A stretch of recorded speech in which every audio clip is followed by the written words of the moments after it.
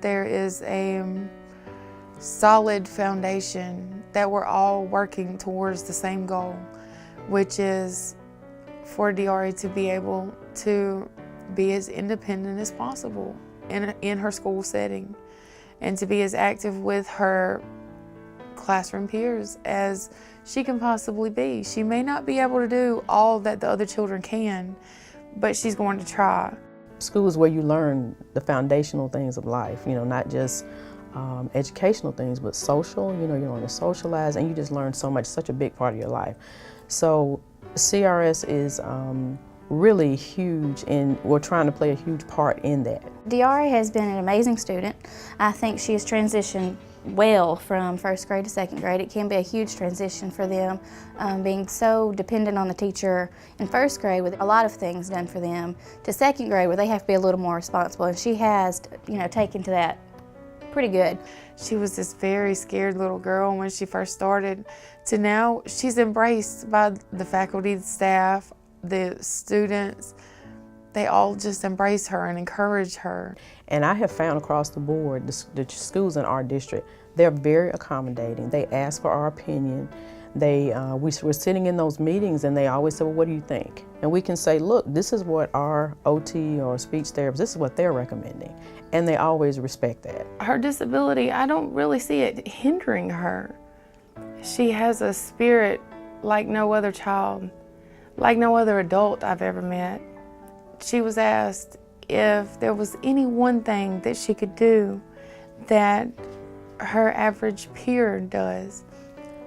What would her wish be? What would she like to be able to do for herself? And she looked up, and she said, I'd love to feed myself one day. And that may sound like, well, it's a feeding issue, get her in feeding clinic. But the majority of kids we see in that clinic are like for aversion issues, or they're trying to learn how to eat by mouth. You really don't hear a lot of kids say, I just want to eat. I want to feed myself. I can't physically feed myself. I honestly, the joy that I see in Diyari's face can only be topped by the meal buddy. In the end, Rhonda said the meal buddy is going to be the best option, because of her abilities or some of the things that she may not have been able to physically do. She said this is the absolute best option. And it's amazing to me that she caught on so fast. After we had it reprogrammed, it's second nature to her now. Like, she knows to listen for those beeps. It beeps one time, and then I mash it one time.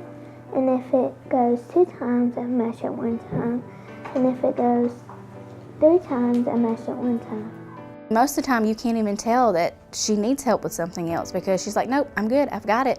I don't need you. Okay, are you sure? Yes, I'm good, okay, So. Her goal is to be as self-sufficient, independent as she possibly can be. She doesn't want you to help her. She wants to be able to do it the best she can. Just for Diyari in general, success for her is just her being able to do as much as she possibly can.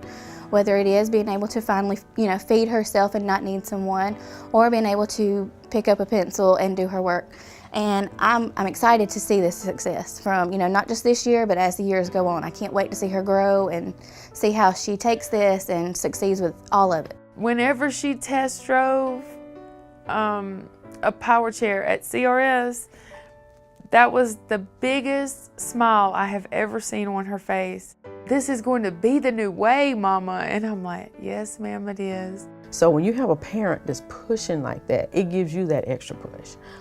It's a lot of people that we have to hold their hands and say, come on, let's do this. And they can't see the vision. Miss Larry can see the vision. She can see the big picture. So just to have her motivated like that, that's what makes them amazing. Diyari has some form of independence, but it's still hard to get down that road. And then to be welcomed the way that we are, not just by Miss Melissa, but by the entire staff at CRS.